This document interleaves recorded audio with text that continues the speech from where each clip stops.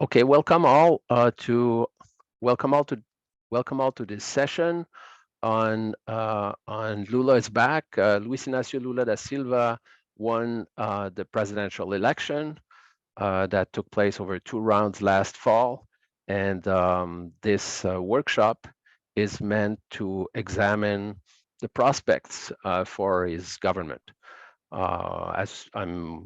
We're pretty sure that you want to discuss the events of 10 days ago, but we'll ask you to be patient and perhaps bring your questions during question period.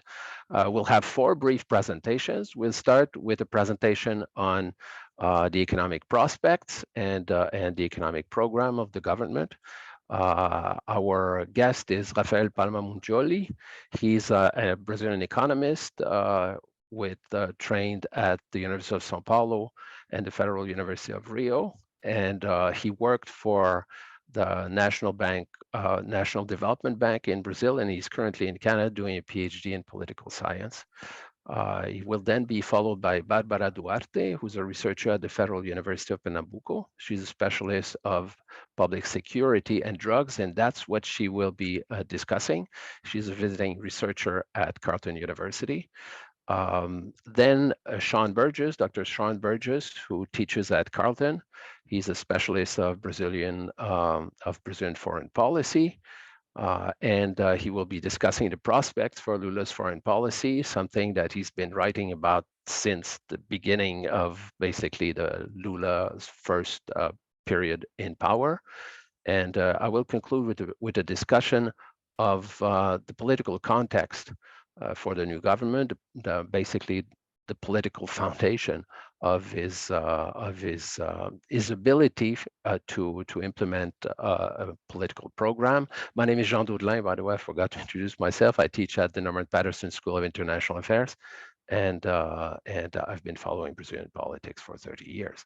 So we'll start with you, Rafael. Well, thanks a lot, John. Thanks for the introduction. Thanks for inviting me. And well, I'll just make like an overview here of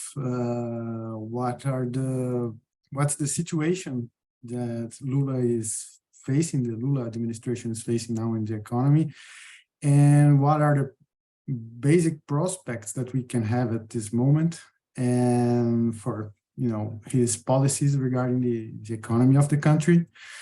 And well, if you look at the Brazilian economy today, if like beginning of 2023, and well, let's have an overview here. You will see like an economy that is growing, still growing, in not a very exciting pace, let's say. The GDP growth in 2022 is estimated to have been between 2.8 and 3.1%, but it is slowing down. We're expecting 2023 to have a growth around 1%, maybe less. And the official inflation for the last year was 5.8%. But, food prices were up by around 11-12%, which means that lower classes had a bigger impact on their incomes and on their consuming capacity. And the interest rates in Brazil have reached 13.75%. Unemployment is around 8.5%, but discouraged workers amount to something like 20%. And if you look like overall, you say, well, it's not that bad. It's not that bad of a situation. But as I said, GDP growth is expected to be less than 1% in 2023. Despite high interest rates, inflation is still high and seems to be rising again. And Brazil's situation is a lot dependent on the commodities the country exports, and it's not clear.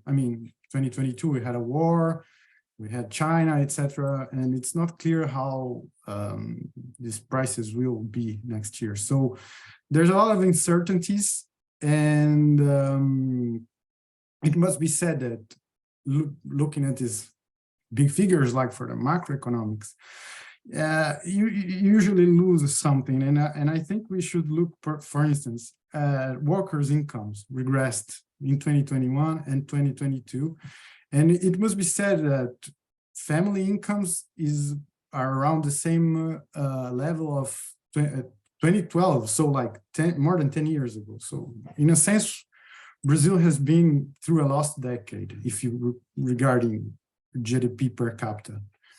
It must be said that inequality is still a very big problem in the country, as everybody knows. And despite, like the previous PT governments having been able to lower the Gini index, it was still very high, and it got, let's just say, it didn't get any better during the last years, and especially like 2021, this estimates is around 0.54 for Gini, which is a pretty high level. And it must be said that last figures we have, around 14% of the population was subsisting in conditions of poverty. Conditions of poverty here means less than $100 Canadian dollars per capita monthly. If we are to compare this number, in 2014, it was 8.4%. So it's like after having almost a decade of improving figures, we started to get worse in all these social conditions. More structurally, I think it should be highlighted that Brazil has been suffering with deindustrialization since the second half of the 80s. And as I think most of people know, the most dynamic sectors of the economy have been agriculture, mining, oil production. And this stands for an economy highly dependent on external demand for basic and raw commodities. And sectors that are usually very concentrated and that don't have, especially these days, a high level of employment. I mean, agriculture in Brazil now doesn't employ as much as it used to, because, mechanization and new techniques have boosted productivity, and then it's not really a way to develop the country with any kind of spread of the rich, like it stays concentrated in the hands of those that own the land and all this. And if we are to look at the Bolsonaro administration, the last 4 years, we had Paulo Guedes as the economy minister, who was a very neoliberal minister, and the state policy was mainly focused on privatizing, opening markets, free enterprise, and I mean, it was this idea that we must let the market do its magic while we don't intervene or don't. For instance, the BNDES, where I worked, the development bank wasn't basically using its interest rates, or subsidized interest rates anymore. Actually, it didn't have the possibility to use subsidized interest rates for supporting manufacturing, because it was state policy not to support the manufacturing, but we were supporting privatizations and asset sales for the government. If you look long term, what you see is some kind of regressive specialization of the Brazilian economy, which means that we have lost a lot of our manufacturing capacity, and we have become a country much more focused on exporting raw and basic commodities, which, as I stated before, is not really good if you consider distribution of income and wealth. And I should point also the sustainability of the use of land and, Rafael, could I ask you to move to the PT program because Okay. we have 4 presentations. Okay. So when we get to the new government, if we are to look this context I gave you, its main problem is to rebuild some of the state capacity regarding policy planning and execution. Lula was elected in a wide political front. His government has to encompass different positions regarding the economy. So if you look, the government that's being built now, you see Geraldo Alckmin, the vice president, who is someone with a conservative past and more liberal ideas. He's going to be the Minister of Development and Industry. Simone Tebet, who ran for president also in the last election, got the 3rd place. She, on the 2nd round, supported Lula, and now she is to be the Minister of Planning. She's also someone with very liberal points of view.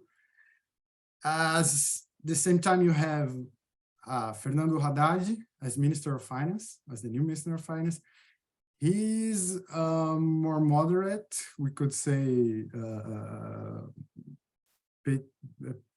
petista, affiliated to the PT.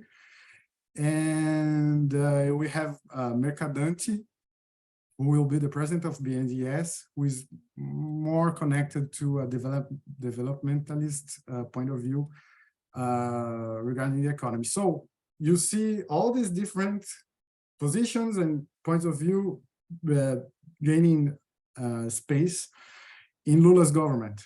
So one of the biggest challenges here will be to give some line, some common line to all these different perspectives that will be leading different institutions in the government. If you consider short-term pressures this government is going to have, the first one we see in the newspapers is the pressure for a new spending cap. Because, well, Brazil had this very restrictive law on how much the state could spend, and it was really difficult for the government to make any big investments, so much so that even like Bolsonaro and Paulo Guedes had to ignore the spending cap. Now the markets are demanding a new spending cap. So this is going to be beautiful. Haddad has promised a new spending cap law for the next 4 months. Let's see what's going to come from that. And we should emphasize the short-term instabilities derived from the international landscape and the persistent political tension that I think we're going to address later. That's still, very problematic for anyone that wants to, develop the country. I mean, you still have a lot of tension in a lot of institutions. I would say even kind of stay in the way of anything you would like to produce. Anyway, regarding the long term, I think Brazil's inequality and poverty levels will have to be dealt with, and changes in taxation and government in levels of government investment will be proposed by the Lula's administration. They have been talking about this. Let's see what comes from that. There's not really anything clear on this. They have been talking about changing taxes to be more focused on revenues from the richer. Let's see. And I think that if we are really to address the difficulties on Brazilian economy, we should also think about developing the country's manufacturing capacity again, which if we are to create better jobs with higher wages. But I don't see much space to suggest any industrial policy now, except maybe with the coming back of preoccupations with sustainability inside the government. Maybe some alternatives in that area for green investment and or trade may open space for a different industrial policy. And I have been seeing some movement there, but still no clear policy proposal. It will probably appear something there in the next months. Let's see.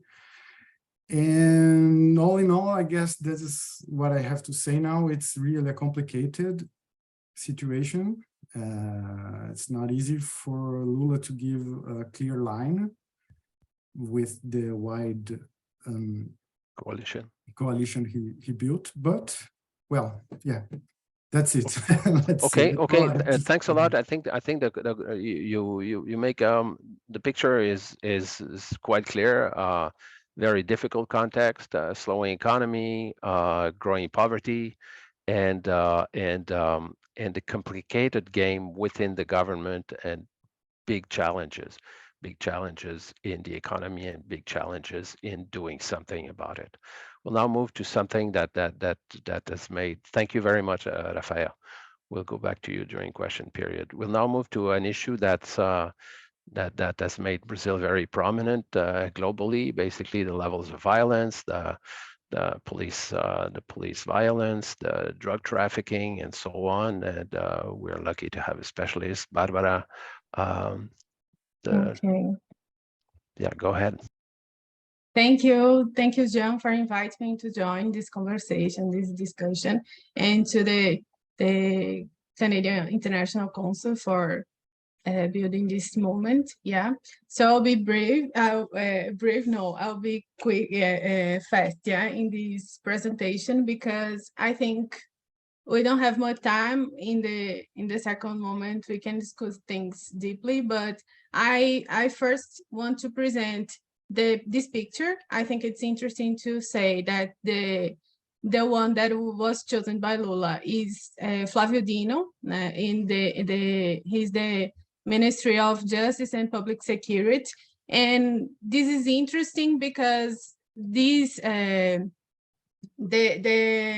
minister is being built in the same place. Yeah, they were discussing about dividing public security and justice, and it's interesting to understand that they are putting everything together, because in Dino's vision, this security policy needs to be built in synergy, and this is a good way of understanding how they will lead with everything. And I try to choose some aspects or some topics.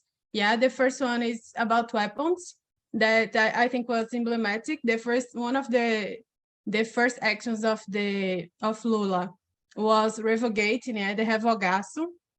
So he revocated the decisions that were made by Bolsonaro, yeah, the former president, because we are leading now. We are dealing with a million new registered weapons in the street. So this is a large number, because before Bolsonaro, we had around 350 weapons registered, and the impact of this in the security, public security, and the dynamics of violence could be something very scary. Yeah, and about the police, that is the other topic that I think that's important to present. Lula wants to depoliticize the police, because we had a phenomenon, yeah, that happened especially in the federal policies, that Bolsonaro equipped, yeah, these policies to political and electoral purposes. So we are dealing with this. We had some episodes in the end of the year in the second round of elections, yeah, because if we look where I live, that is in northeast of Brazil, we were shocked about what this police could do, yeah, at that time, and was something so clear, the proposal, and this is one of the things that Lula will need to lead, yeah, because he's trying to fight against this way of working, yeah, the institutions. So the group that was technically helping him to build the ways that he will act were indicating the need of monitoring and controlling this kind of police, because like John said before, we have a big problem about lethality, yeah, and victimization in police. So this is something that we need to pay attention. And it's interesting to understand that in Brazil, the military police are on state control. So it's not easy to them, yeah, to him, yeah, to manage them, because they are under the governor's orders, yeah. So it's not something directly made. So the prospect, yeah, it's that he's trying to reduce the power of army and increasing the power of governors, so they can change the perspective of how this will work. So what Dino West said was that he's trying to build a federal corporation. Yeah, it's him, what he said. And the other thing that I think it's interesting to pay attention is about the prisons, that it's another topic because the ways that we are leading, I don't know if it's leading, but it's something we need to pay attention. It's about the mass incarceration, that is like an effect of how the police are managing, yeah, deciding, and they are doing their job at the streets, how the justice manage the cases, and we are facing, yeah, a big problem. And one of the things that Lula need to care is about criminal recidivism, because the structure is it's almost collapsed when we talk about human rights and things that we can manage at this point. And 70% of the population, yeah, that was in prison, now they come back to repeat to the same logic of criminal activities. So what he suggests is about knowledge, information, and investigation. Yeah, all of the things that he says is about intelligence. It's about knowing it better, understanding the picture, and trying to manage. But I don't think that they pointed something so defined. Yeah. So he's defending a new approach that could lead to new policies. It's not something so evident, yeah. It's a way of acting, but we don't know. And the thing that I need to point is that when Lula was president before, he made the new drug law that we all also call the new drug law. And my question, and what I always think, it's, did it succeed or fail? Yeah, because we had a new way of looking to the problem of drugs. We had like a more humane and with more guarantees of looking to the problem of drug, because the way is that the crime will be not treated like everybody's a trafficker, yeah, and this was also a problem because he didn't put things objectively. He didn't decide and put in the law how to define. So it opened a window or a door, I don't know, to things be done by values and arbitrary. How can I say that? The police that decided the problem, because the police was the gate, yeah, the gatekeeper. So what we see now is the increase of prison population. And if we look at 2005 was 9% of the Brazilian prison population. And in 2021, it grew to 29.4. So these years, following this new law, we had a big problem, and also a problem with female prison that we didn't had. We had, but not in this picture, yeah? So we can classify it like a racial and class-biased law, that it's something that he needs to care, and he needs to pay attention how it will be modified, yeah?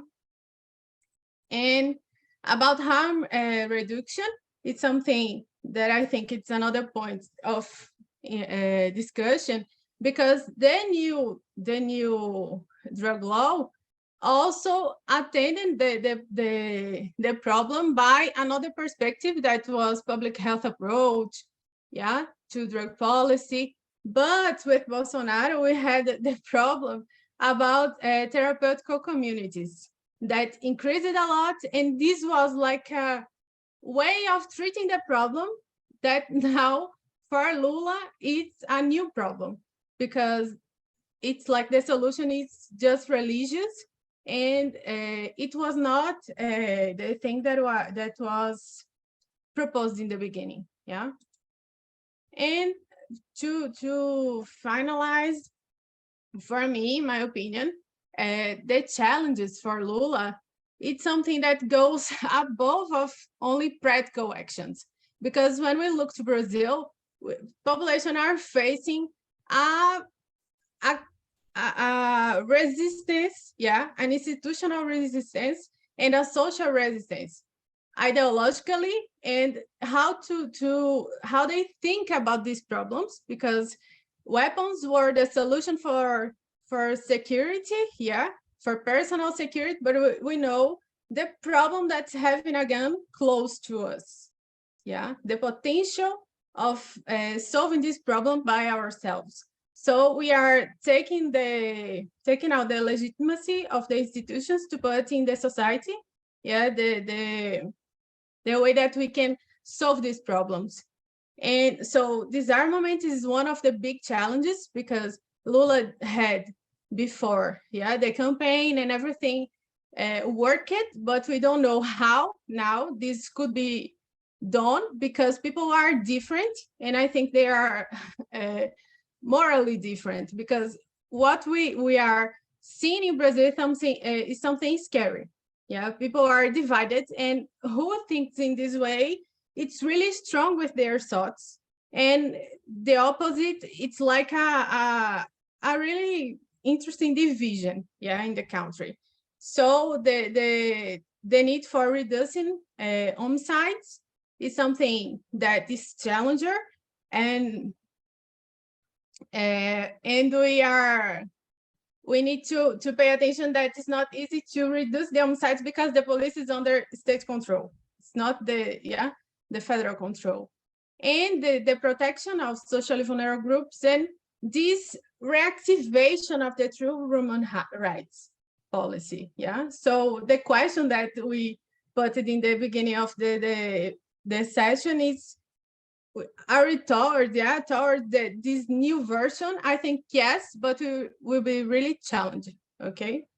And that's it. Thank you. Okay, thank you, Barbara. Yes, I mean a very interesting picture of what Bolsonaro leaves. Many more weapons in circulation, an explosion of the prison population. And just to give a bit of context, Brazilian prisons were already overpopulated by a factor of 2 or 3, and it's sometimes more than that.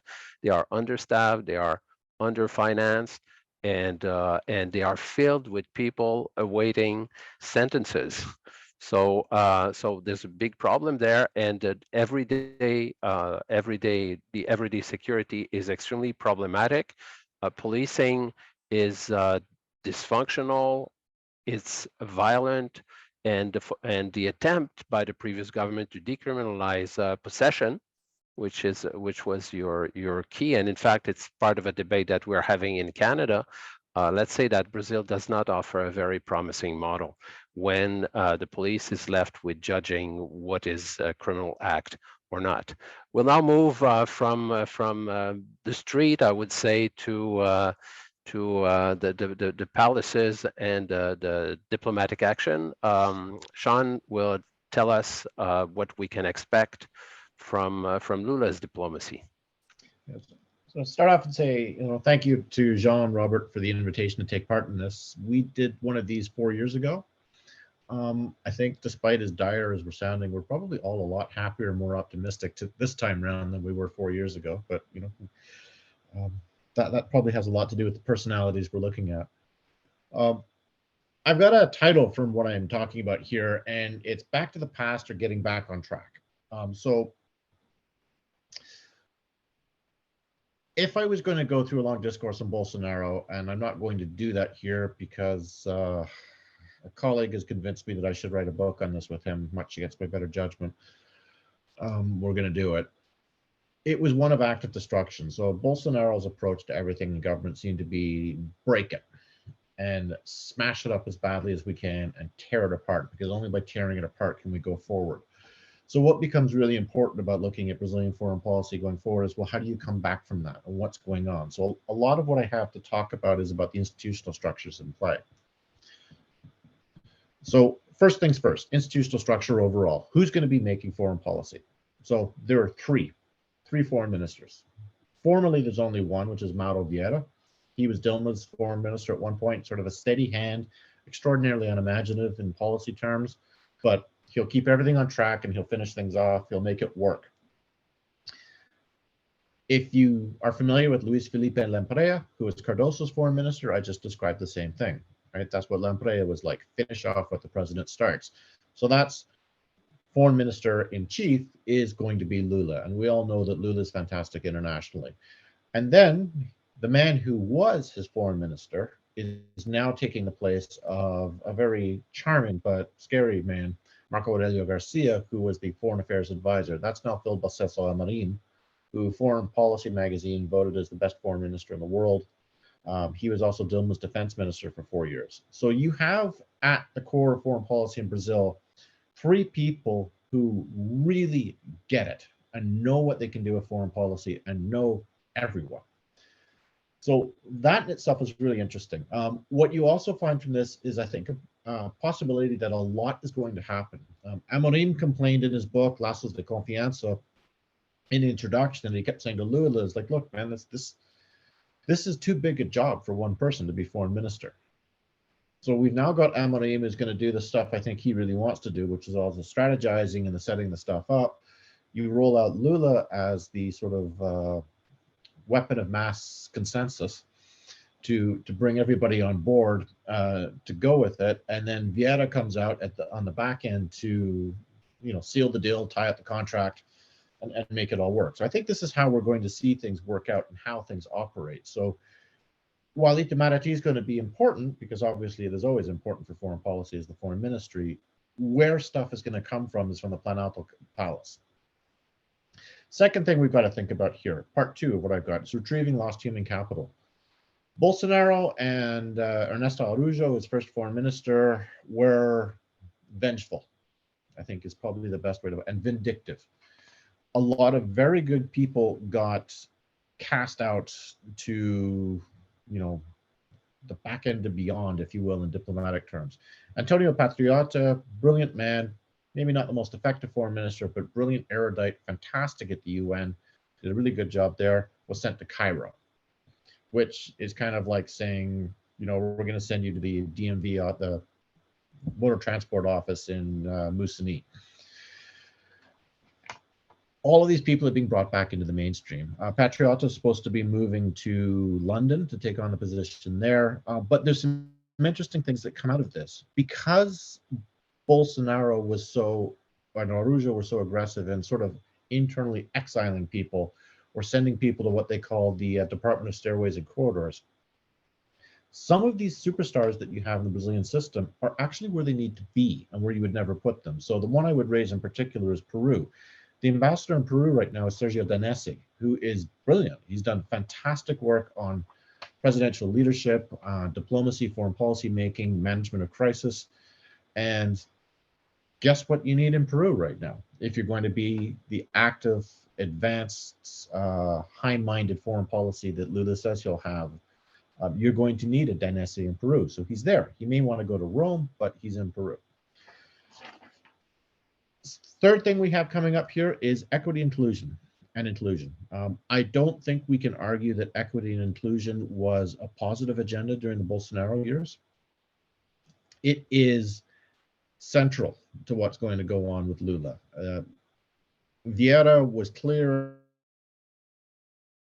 in his discurso de posse, the speech he gave when he took office, that if Brazil wants to be seen and respected abroad, it must be at home when it wants to be abroad. What it wants to see abroad, it must have at home. Brazil wants to be included at the main table. It wants to be a key decision maker. It wants to bring the voice of the global south with it, which means it wants to bring sort of the marginalized, the excluded to central decision-making processes. Therefore, it has to be doing that at home. Right now, we're looking at about 23% of the Brazilian foreign ministries are women, female. We've never had a woman as a foreign minister. We've had limited women in top spots. The argument that's always come from this is that, well, we just don't have any people who have qualified who've had sufficient time in post. So hold your breath. I would guess what we may well see in the next 4 years, Brazil's first female foreign minister. The Secretary General, which is like a deputy minister, is Maria Laura de Rocha, first woman nominated to this position. She was Amorim's chief of staff and Patriota's chief of staff as foreign minister, so she knows that very well. Other major administrative positions in Brasilia. She's been the Brazilian rep to major international organizations. The ambassador to Washington, second most important post. That's likely to be Maria Luisa Viotti, former chief of staff to Secretary General, ambassador to Germany, representative Brazil in the Security Council. Most important position in posting for Brazil is Buenos Aires, which may not make sense to us, but look at geography and history, and it's pretty clear that it is the most important. We're down to two possible names, both women.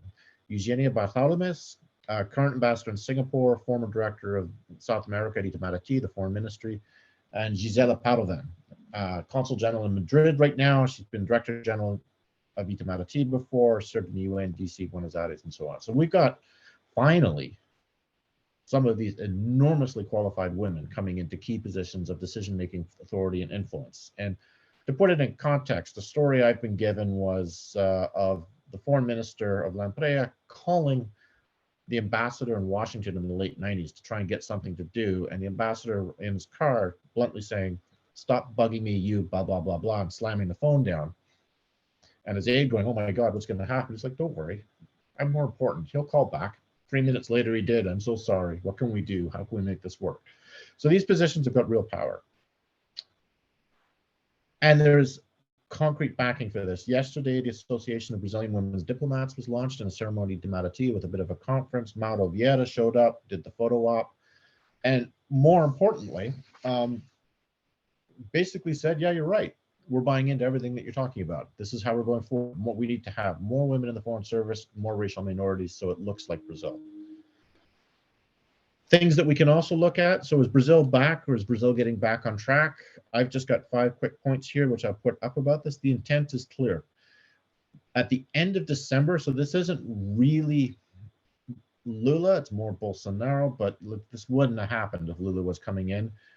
Brazil paid back about $1 billion of past due or overdue dues to international organizations.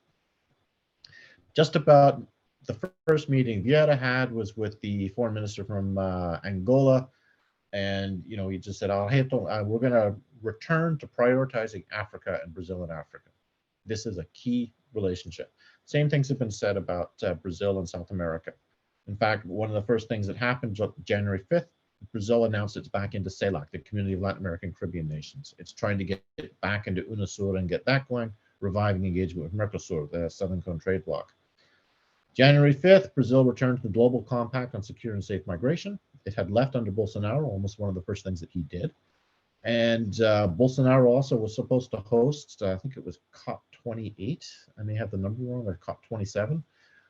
He said, nope, don't care, don't want to do it, bailed out. I think Chile picked it up. 12th of January, Itamaraty announced that Brazil wants to host COP30, which will be in 2025. So even if Bolsonaro comes back, it's the next year. So it should happen this time.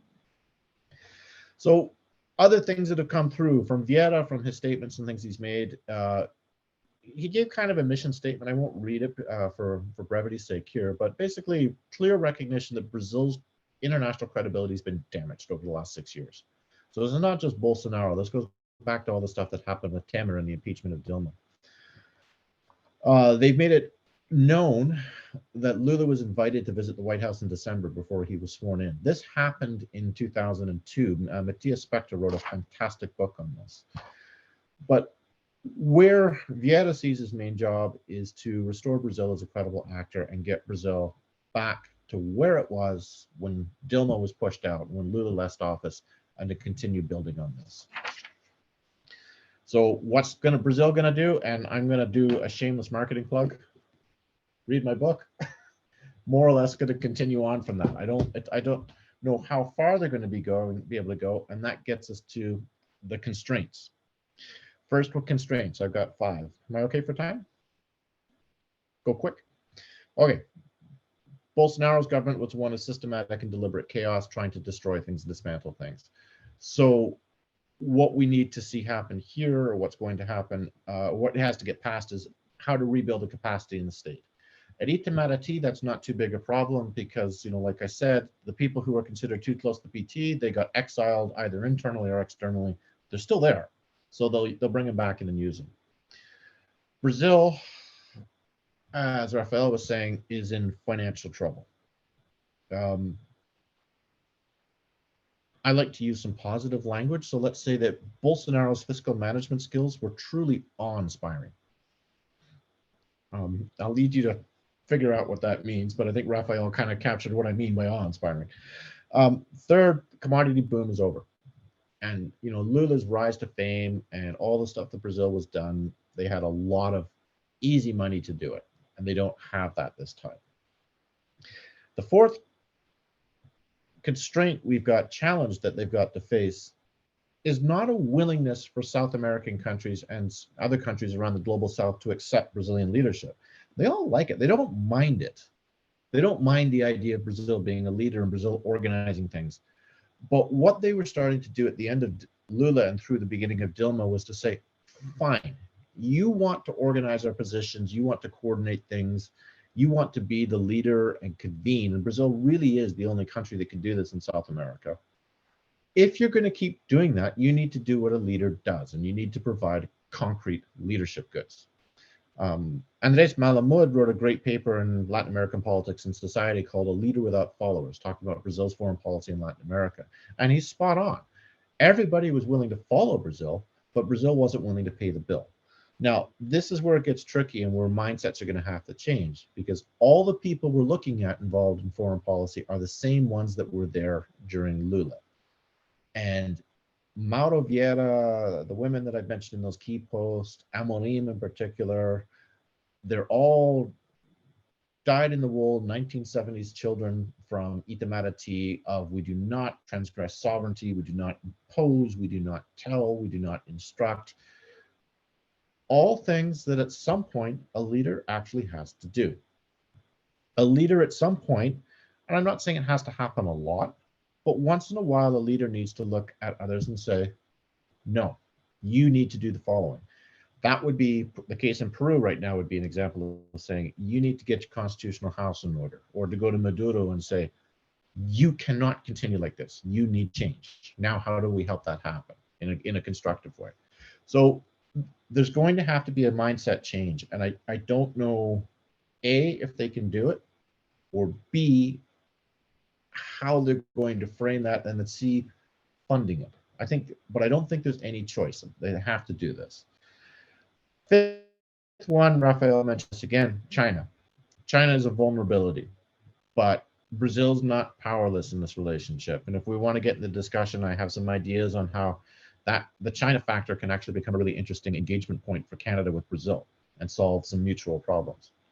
So concluding this year, what we've got, hard choices have to be made. We're going to go back to what we saw in the 2000s, but the ability to make this happen is going to require the skill of, really going to push and test the skills of people like Amorim and the larger corpus of Itamaraty. One thing we can keep in mind is that Lula, during his rule, his first two presidencies, proved spectacularly adept at using the international context to advance the domestic priorities. And that's sort of what my book I held up was all about, was how did he go about doing that? We're going to see that again. Lula is keenly aware that Brazil is not an exceptionalist country islanded off on its own that can ignore the world. It is in the world and vulnerable to the world. So the question is, how do you turn the vulnerability into an asset? That's kind of the story we're going to be watching in the sort of back to the past or back on track. Okay, great. Thanks a lot. Thanks a lot. And now to my little contribution into politics of it. I think Rafael, Barbara, and Sean have shown basically the scale of the challenges and also the constraints, to use Sean's discussion. I will discuss perhaps what I would see as the most important constraints, that is the political constraints that he confronts, something that Rafael mentioned briefly when speaking of the diversity of the cabinet. So we have a cabinet, we have Lula, we have a party that wants to do a lot, perhaps the cabinet a bit less than Lula and the PT, but we have people who want to do things. A lot to do also, I think on this, Rafael was very clear. Now, what will Lula and his people be able to do? Will they be strong enough politically to push through all or part of what he has called the reconstruction of the Brazilian state, and to deal with the huge explosion of poverty and of hunger that we've seen in recent years in Brazil? Time will tell. Political scientists are bad at that, and I'm particularly bad at that. But I still think that there are a few indicators that we can discuss, and they don't look particularly good for Lula. His political base, to put it bluntly, looks very narrow. Let me go through a series of indicators. The first one is the results of the election. I think personally, but not just me, a number of people were relieved to see Lula win the election, but it was a very narrow win. He got 50.9% of the vote. Bolsonaro got 49.1%. This means that basically Bolsonaro got 58 million votes, and Lula got a few more than 60 million. So that's all. And after a mandate that was a disaster from most standpoint at the end of an epidemic, of a pandemic that was dreadfully managed. In fact, many people say criminally managed by Bolsonaro and his government. And so already we see that that people were resisting Lula's comeback. The second thing is that the only region where Lula won a majority of the vote in the second round was the Northeast. In the richer Southeast, he only got a majority in Minas Gerais, which is a big chunk. But when you look in details, the governors of the largest states in the Southeast, São Paulo, Rio, Minas Gerais, they campaigned for Bolsonaro. He has lots of support from it, and this is shown also in their declaration. See, the governor of São Paulo, Lula, said clearly there won't be more privatization. The governor of São Paulo says there will be privatization. Lula wants to depoliticize the police, as Barbara mentioned. The governor of São Paulo named Bolsonarista head of the military police of the state of São Paulo. So there will be resistance coming from there. The governor of Minas Gerais is already suggesting that there are doubts about who's really responsible for the events of 10 days ago. So in some of the largest states, Lula will meet with resistance. In the congressional elections, the parties supporting Lula didn't do that well. In the Chamber of Deputies, if you look at the parties that got 5% or more, only one, the coalition dominated by the PT, could be considered really, frankly, left of center. In the Senate, it's a bit better. I mean, two parties can be considered part of that group. The largest party in both chambers is the Liberal Party of Bolsonaro, and in the Senate, the leader of the Liberal Party is Bolsonaro's son, Flavio. So there are strong people. In addition, if you look more carefully at the Congress, the individuals the people who are really important are their McCarthys. Okay, so there's one in the Chamber of Deputies, one in the Senate, and the people who are likely to get elected on February 1st with the support of Lula were the ones who were in charge at the end of the Bolsonaro regime and who were essentially supportive of his economic and social agenda. They will be back in power. Perhaps the three most powerful lobbies in the Congress, the beef, the Bible, and the bullet lobbies, they remain major forces. I've not done the exact accounting, but my hunch is that they are at least as strong as they were in the previous Congress. Now, on the plus side, from Lula's standpoint, the left is fragmented still. There are factions, a number of parties, but for now it's unified behind the government. Overall, when you look at the Congress, it looks like a lot of maneuvering, compromise, and unfortunately, side deals will need to be put together to sustain a coalition to support a progressive economic agenda. Another player that's very important, in fact, increasingly important in recent years, is the judiciary. The judiciary was a major bulwark against Bolsonaro's attempt to weaken the democratic institutions during his rule, during the electoral period, and during the coup attempt last week. I mean, especially the president of the Supreme Court, Alexandre de Moraes, he played a central role in the management of the whole thing. Now, Moraes and many of the other judges they've become very important politicians, literally. I mean, they have an extremely prominent place in Brazil. Moraes clearly enjoys it. And my hunch is they are unlikely to retreat to a position of discretion, if you wish. And this may be a problem. This may be a problem for the government. Another point that was briefly mentioned by Barbara is the military and the police. The military remains a major political actor. And even under the PT governments, when Lula was there, when Dilma was there, they kept a wide range of privileges and they kept a remarkable autonomy. The general, but also the troops and the various police forces that are under the control of the governors, they've been, and not all the generals and not all the troops, but a significant number of them, they've been and they remain supportive of Bolsonaro. And those that are not necessarily openly Bolsonarista, they are against Lula and against the PT. I mean, there are still people in the military who consider that the PT is a communist regime, blah, blah, blah. You still have that. And I think, sadly, what happened 10 days ago suggests that many of those people were willing to let a coup happen, literally, or waiting for some civilian leaders to call them to intervene. So their commitment to democracy appears to be shaky. And on top of that, their commitment to the current government is very clearly weak. Okay. Civil society. Progressive social movements are are very strong in Brazil, well organized. They've long been extremely active during the democratization period, after peasant movement, women's movement, Afro-Brazilian movements, and so on. I mean, extremely active now, and they support the government. Some of them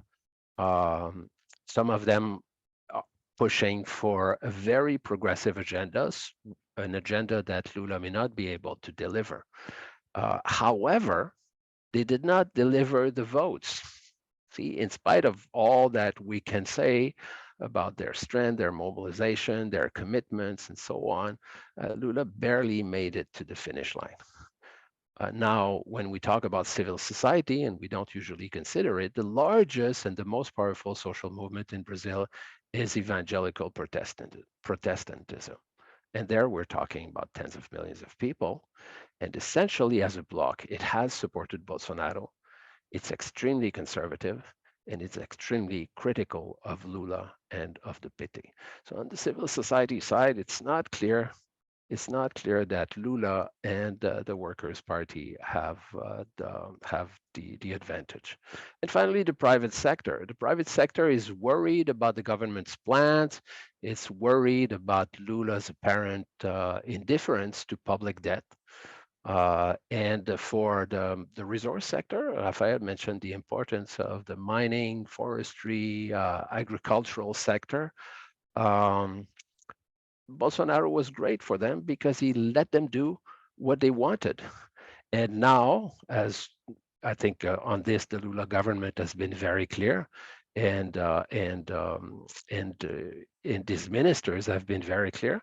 The new government wants to act quickly against deforestation, against the destruction of the environment, and these sectors will be affected, and certainly will not support that agenda.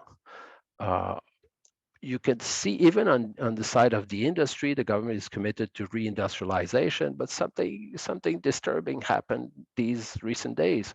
Perhaps the largest lobby, business lobby in Brazil, the Federation of Industries of the state of São Paulo, its head for 15 years, I think, Paulo Scaff, supported Bolsonaro and campaigned for him. He left the presidency. His successor, very recently elected, was pushed out in recent days after criticizing Bolsonaro.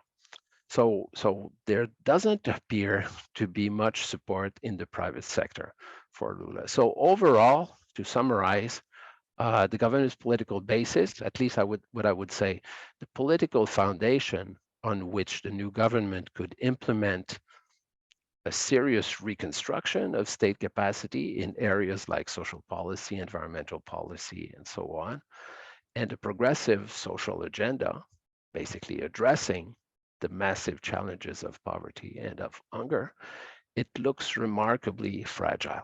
And I'll stop there. Carolina, do we have questions? Okay, Margaret Duber. Yes. I'll start with the question that are in the Q&A. Action by the Lula administration against Bolsonaro insurrectionists seems remarkably swift, in great contrast to the weak response elsewhere to well-funded attacks on democracy and the rule of law. Wink, wink, perhaps in the United States. Is the Lula response indeed as decisive as it seems? What are the lessons to be learned from Brazil for Canadians still traumatized by the Freedom Convoy? Who wants to address this? I'll leave it open to you guys. Sean? I can do a little bit because I kind of got tied up in the convoy stuff here a touch. I don't think you can draw a lot of comparison between Lula's response and what went on here. It's different legal structure, and that's what was important. What Lula effectively did was pull the Emergencies Acts 3 hours into the protest. And the major difference in the protest, we had trucks in the street here being, acoustically very unpleasant. if they hadn't have acted within the next 3 hours, they probably would have pulled down the National Congress building. So there was a very, very different vibe going on here. I think where there is a parallel, and this is something that is coming out on Twitter with a lot of what the different observers are writing on in their Twitter feeds, is there's a belief in half the country that Lula is communist and expropriationist, and he's going to take everything from everybody else. And there's no evidence to support this. But we've not talked about fake news and what fake news has done to undermine politics, because that's where that's coming from. That's just Bolsonaro asserting it and people believing it, that Lula's going to come and, you know, your nice apartment in Jardim São Paulo or in, you know, Barra de Juca, he's going to make 30 poor people live in there with you and take all your money out of your bank accounts and stuff. And you get bank managers telling people to pull the money out of the bank because of this. The other elephant in the corner of the room, which nobody's talked about, is why did people vote for Bolsonaro despite not liking him? Bolsonaro hasn't actually been through a judicial process where he was convicted and jailed for corruption. Now, I'm not defending him. There's a great book I'm reading right now about just how, like, we could talk about his credit card, the corporate credit card he has, and how he bought enough pastries from a bakery in Sao Paulo to feed his family for the next 6,000 years. But these are two important factors. Is there's this divide. There's no conversation across the divide. There's fake news, and there's belief in the fake news because there's and more so in Brazil than in Canada, there's a lack of credibility on the other side. Lula's not credible to many people. I'll stop. Okay, Rafael, Barbara, do you want to add to this? No, there's another question for you, Steve, from Steve Barani. Several of you suggested issues where there might be, not necessarily for you, but Barbara and Rafael, I think this can be, you may have something to say about this. Convergence between the government of Brazil and government of Canada, managing the challenges posed by China, the control of small weapons, I mean, something that the Trudeau government is struggling with, dealing with tricky situations in Latin America, Haiti, Peru, Venezuela. And what do you think? I mean, is there really is there a space for cooperation? I would add to this the issue of drug legalization for Barbara. So do you see space for cooperation or an openness for cooperation on shared issues on the part of Brazil towards Canada? Do you want to discuss this, Barbara? Yes. No, I just focus on the control of weapons because what I thought is that the Brazilian industry, it's really strong at this point, and it's something that you were saying about how the private sector is dealing with the situations. And I was thinking about how we can put this in the place of collaboration, because for us it's just a problem. What I see now, maybe my ideological thoughts and my perspective of the numbers and everything, this is something that is scary and it's really dangerous because we don't have enough structure to control and to regulate it, because they are also at the street. We are not thinking how we can manage the situation, even in international purposes. Yeah, I think it was. But Yeah. Is there a place for international cooperation on this? I think that's the gist of Steve's question. Yeah, I think that it's interesting to understand how the other countries are managing the problem. Yeah, because what do you have, maybe when we look to United States and how they sometimes I think that Brazil tries to replicate what United States is doing, yeah, about guns and how people live, and think that is something that we can that is useful for the population to feel that they have the power. Yeah, so I think these other examples are interesting to us. I don't know how we can build, in fact, a cooperation about the who produce the guns, where goes the money, because I think it's something really new for us. Yeah. Mhm. But if we look to the other countries, I think it's interesting to understand how the potential of this topic, yeah, and the lethal potential of this topic, and how the population feels about the topic. For me, it's the 2 points that we can cooperate building the understanding of this. And I just don't know if- something related. How about drug policy? I mean, Canada's experience Yeah. with cannabis legalization. Would there be any Yeah. interest? Is the current government interested in I moving in think- that direction? Yeah, I think that there is total, I don't know, but it's the way that he is trying to build the bridges, yeah, with the other countries, even in Latin America or the other places. We are trying to look at the problem from a new perspective that historically we didn't have how, and we are seeing like Uruguay and other countries that we have great examples of how we can manage, yeah, and we can put this money into the state, because what we are having, it's everything happening out, and we are not being we are not having goods, yeah, from this market, because we put everything in the same garbage, yeah, that for population it's not useful. But Okay. the way that we can take, yeah, it's the close countries and almost other countries that we have good examples.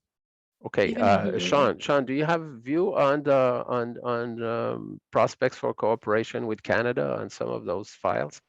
Of course I do. March 2010, 17 Brazilian deputy ministers came to Ottawa on a bilateral exchange. They spent about 3 or 4 days here meeting with their counterparts in different government ministries. We sent 15 to 20 down to Brazil to meet with people in São Paulo, Rio, Minas Gerais, and extended stay in Brasilia. The model you're looking at here is not one that's exciting for us, that's got all sorts of flashy deliverables, that looks interesting, and that it's really boring process-based stuff. It's saying, you're worried about drug policy, you're worried about gun control policy. We don't have an answer, you don't have an answer. Why don't we just get together and talk about things at a working level? So what we're talking about here is taking the logic and the process behind South-South cooperation, which is to say, you know, we've all got pockets of expertise on things. Let's collaborate together and see where we go forward. I think an intelligent set of deputy ministers and associate deputy ministers in the government of Canada on files such as like public security, narcotics, urban environmental management, remote water provision, indigenous relations. I mean, I don't know I'm getting into foreign policy yet, would want to restart this, because there are very few other countries in the world that are the size of Canada geographically with the same challenges. And there's a lot that can be learned mutually this way.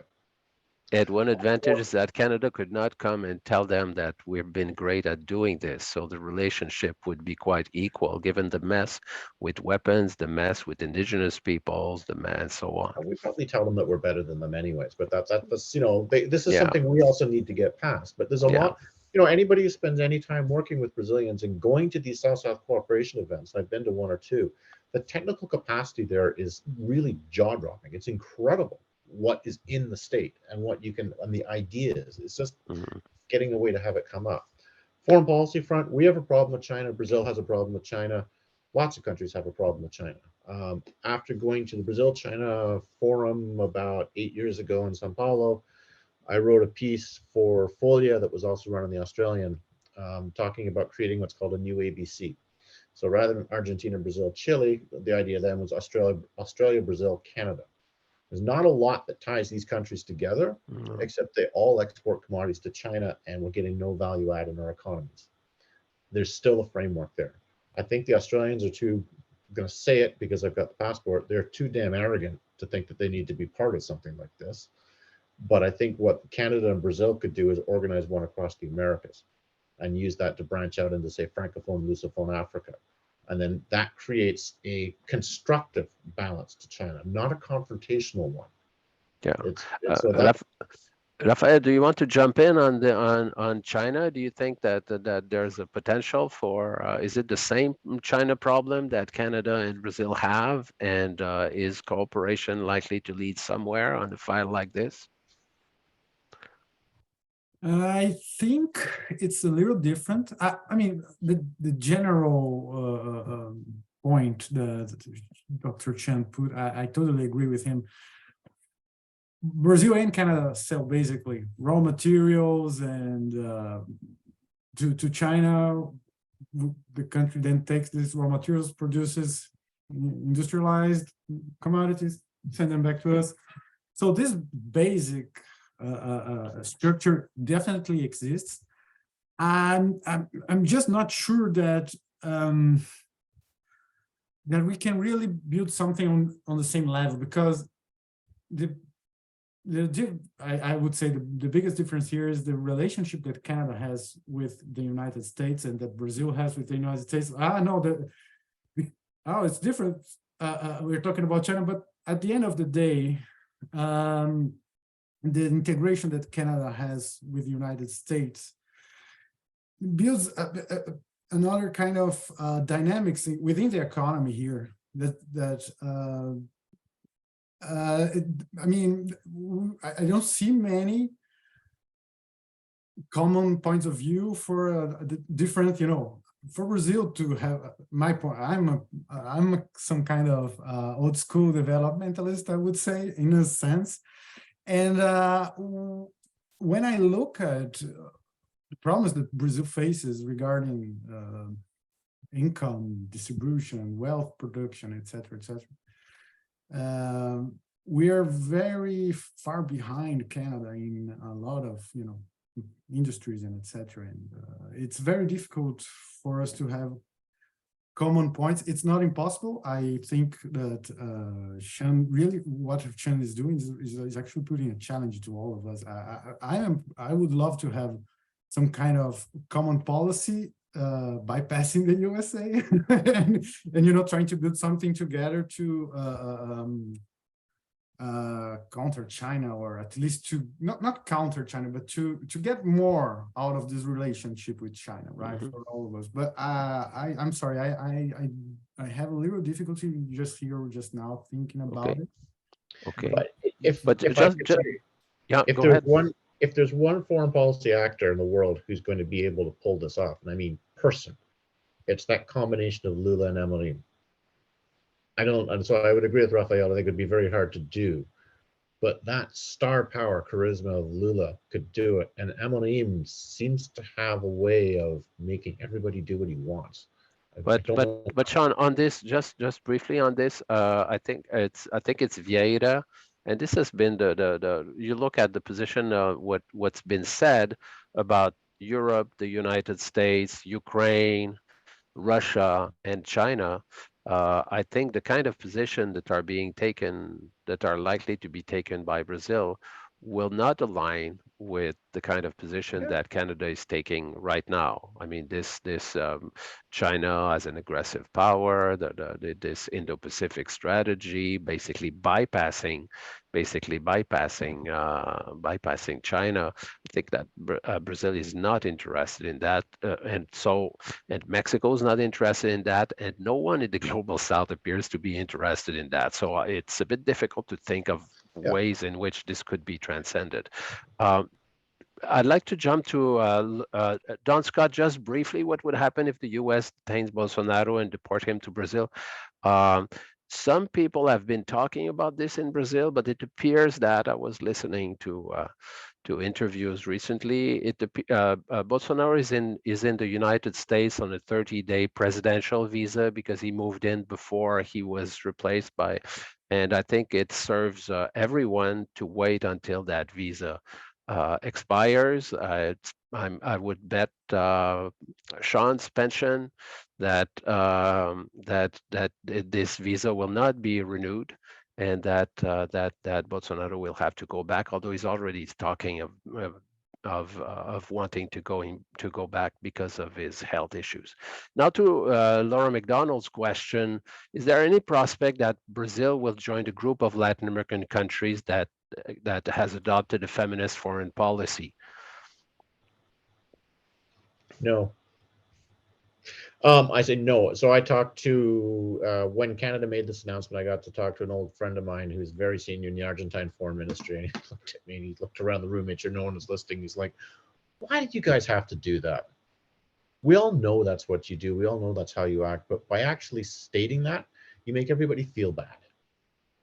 And so, and we're, so the answer is, you're not going to get a declarative statement along those lines. You may get de facto, that's the direction it's going, but yeah, and also the discussion around cabinet positions. Lula, in fact, has addressed it directly when he the first group of ministers that he announced were all males, and he said, wait, there will be women. There are, and some of them are remarkable, but they are not in powerful positions. Okay, defense, foreign policy. Number two is, so that's a big deal. Yeah, but okay. Again, okay, it doesn't. But look at the cabinet. I think there are. But to Laura's question, space. No, it's not going to happen. I don't think. The question for me: can the PT reform itself to reduce? I don't think that there's a structural problem within the PT with corruption. There are corrupt people in the PT. There are corrupt people in every party, but the issue is that.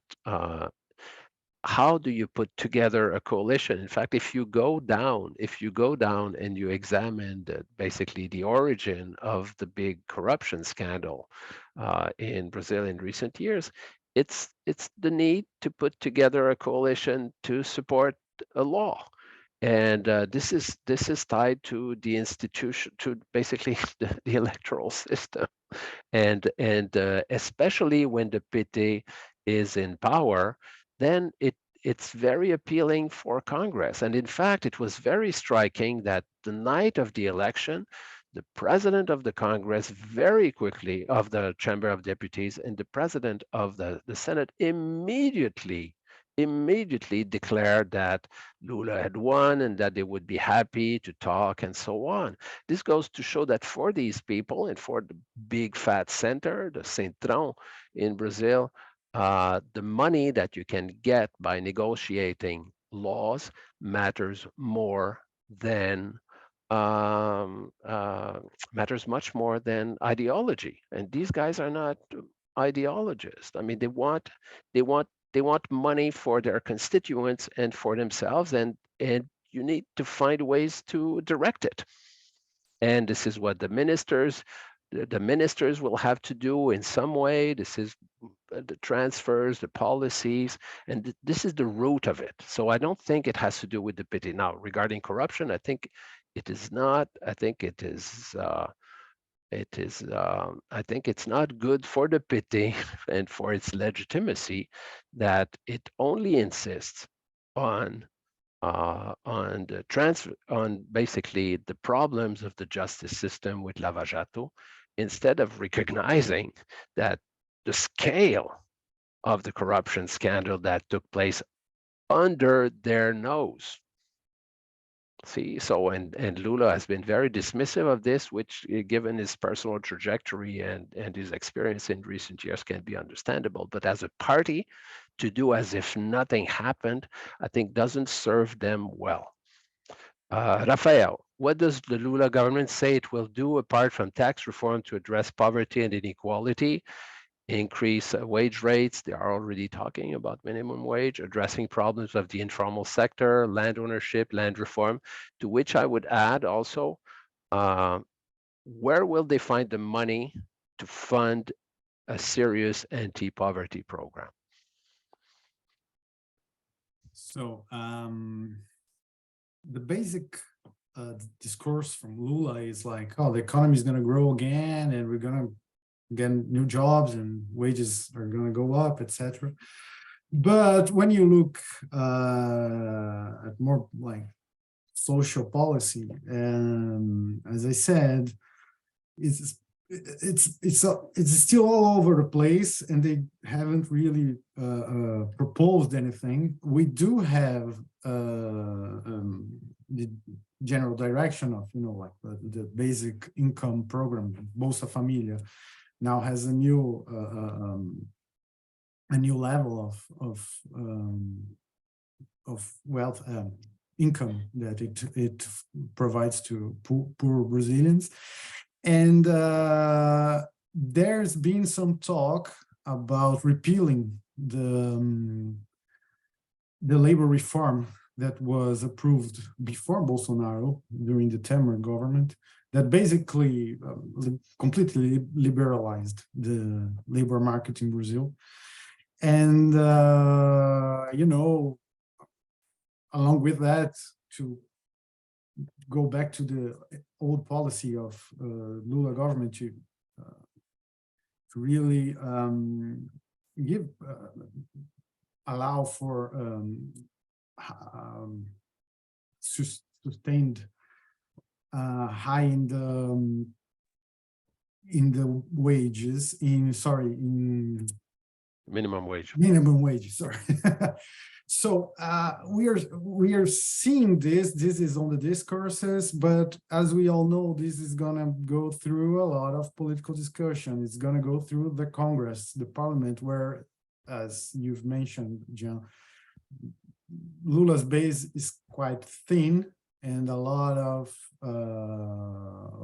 he will have to make he and his cabinet and his party will have to make some compromises and some commitments and so on. And so the general direction is really close to the one from his previous government, except I would say for land ownership. I haven't really seen much on this like before, because when Lula was first elected in 2002, MST, the landless workers movement, was really strong, and now it's not that much, even though land concentration is still a big problem in Brazil.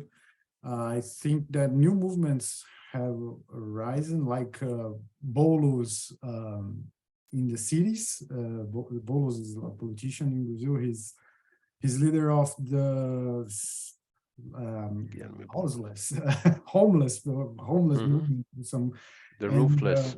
And then he's always proposing some kind of urban reform, but again, I don't know. We're not really seeing any clear policy coming out of this discussion yet. And as for the money, it depends a lot, John, on what's gonna come from all this political discussion around tax reform, and if the economy is really going to grow something in the next few months. I'm not particularly worried about fiscal deficits. I don't believe they are a big problem in Brazil, unless they get like super high, and then you start they kind of appear in the external deficit, and then that's a big problem. But I don't think that, like some basic retaking of minimum wage and etc. Any of these will be like will bring about huge fiscal problems. At least not like in 2 or 3 years. So okay.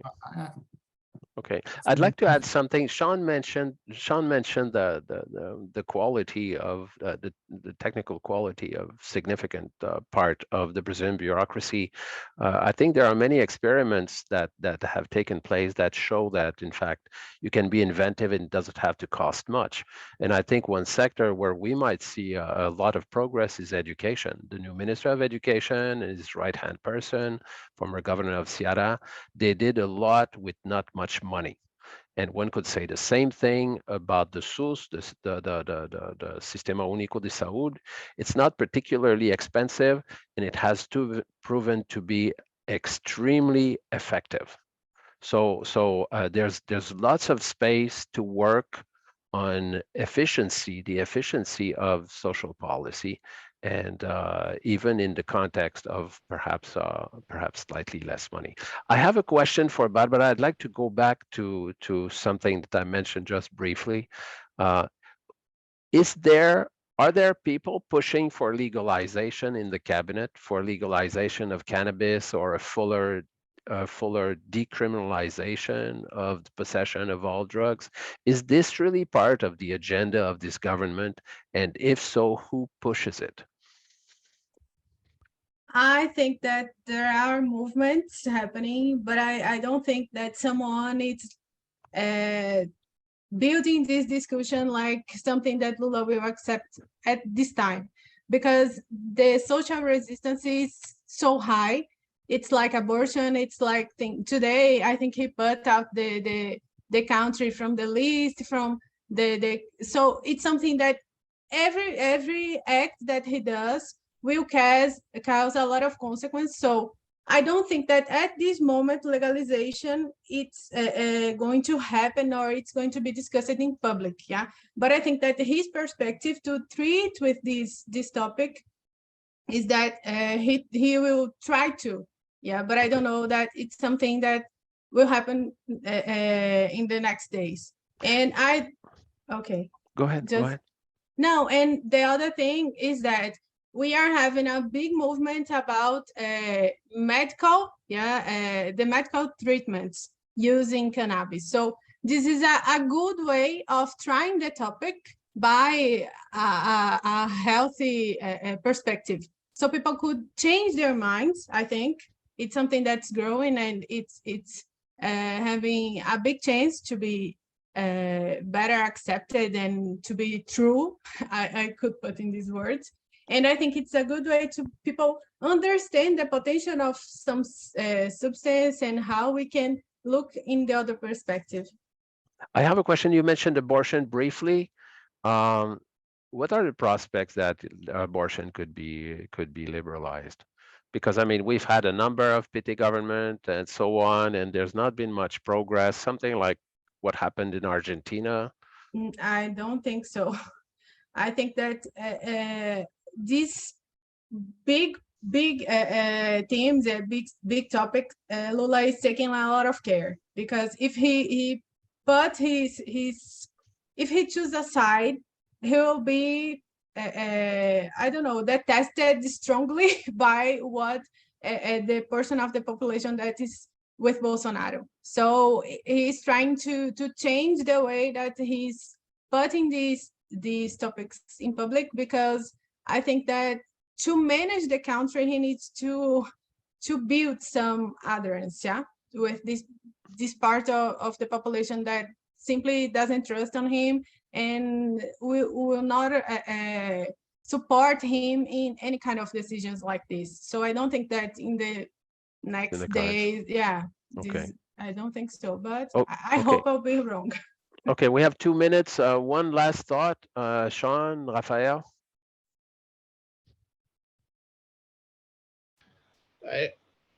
If I'm going to put forward my biggest worry about Brazil, it's what you talked about with the structure of the electoral system. That it doesn't matter who's in power and how they got there and what they're doing and where they are ideologically, you have to buy the Central. And the reason you have to buy the Central is because they can do whatever they want, because it's a closed list electoral system. There's no accountability on a political level for most elected people. So, we can go around in circles with a bunch of our discussions. It isn't going to change until there's some major structural changes in how the system works. And I don't think we're going to see that. I don't think Lula can pull that off. Raphael, last word. Right the ship and go. Sorry, Raphael, last word. Well, I just would like to put that Lula's base is really weak, as you said before, and this is caused by the changes, I believe, the changes in the economic basis, which I have shown, which are not specific to Brazil, and therefore are really complicated to deal with. They encompass China, etc., all this. But I just want to say this, all the difficulties regarding wealth distribution, income, abortion, cannabis, etc. They all come from this new civil society organization, which is not the same of the 80s and 90s, when the PT grew and when PT was really strong and when it came to power in a much better situation in 2002. So, it's really a difficult situation. That's all I have to say now. I hope for the best. Okay, Barbara, one last word. Do you have concluding remarks? No, just say that I hope that some things that I expect are wrong, because I think that there are better ways, yeah, of leading with drugs, and I think that I need to be wrong to be happy, yeah, because I'll come back there. Okay, And that's it. I think I'll build on this and say that the portrait you were presented is pretty dark, but I think I can express the consensus is that I think the four of us really hope that as Barbara put it, that we're wrong. And so I'd like to thank you all for coming. I'd like to thank Rob and Carolina for setting this up. And for us, it was fun. I hope it was for you too. So stay in touch with the CIC and the Latin American Working Group, which is doing great work. Okay, so good evening. Bye. Thank you for coming.